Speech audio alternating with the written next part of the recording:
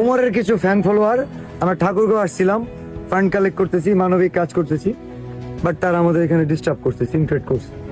আমরা 22,000 টাকা তুলতে পারছি, এখানে হয়তো লাখখানিক টাকা বা আর 100 টাকা হলেও বেশি তোলা যেত। একটু বেশি উত্তর। এন্ড উমর এটার মধ্যে জড়িত, হয়তো ঠাকুরগাঁও আসছে, পোস্ট দেখছে, তার কিছু ফ্যান ফলোয়ারকে বলছে যে বিলাল ভাই যাচ্ছে অথবা যাবে, ডিস্টার্ব করো যাতে কাজ না করতে পারে।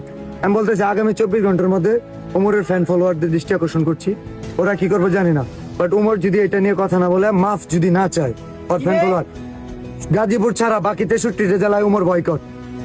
এন্ড এর পরবর্তীতে উমরের সাথে যদি কিছু হয়, চর্চক বিলাল দায়ী না, কারণ চর্চক বিলাল মানবিক কাজ করব, তার ফ্যান ফলোয়ার যদি এইসব কাজে বাধা দেয়, উমরের জন্য বাকি 63টা জেলা আমি বন্ধ করে দিতে পারবো। অবশ্যই। এটা লাস্ট ওয়ার্নিং উমর, এটা তোমার জন্য লাস্ট ওয়ার্নিং। বাকি 63 জেলা তুমি পা রাখতে পারবে না। তোমার ফ্যান ফলোয়ারদের এখনো সময় আছে, তুমি বলবো, আগে তোমার মানুষ হওয়ার দরকার, তোমার আগে মানুষ হওয়ার দরকার, ঠিক আছে? আগে তোমার মানুষ হওয়ার দরকার। আমি 24 ঘন্টা সময় দিলাম, না হলে বাকি 63 জেলায় উমর বয়কট, ঠিক আছে। উমর বয়কট, উমর বাকি 63 জেলায় মানবিক কাজে যে বাধা দেয়, এই ঠাকুরগাঁওয়ের পোলাপানে উমর বলে দিচ্ছে, না হলে ঠাকুরগাঁওয়ের পোলাপানে স্পর্ধা হয় না না, দুই চারটে আমাদের সাথে ছাত্রীকে কথা বলে বলতে। দিতে, একজন যদি বলে আমার যদি কোনো ফ্যান ফলোয়ার মানবিক কাজে বাধা দেয়, সেটার দায় আমার নিতে হবে। উমর 24 ঘন্টার মধ্যে মাফ চাইবে, তার ফ্যান ফলোয়ার ঠাকুরগাঁওয়ের যে ঘটনা হয়েছে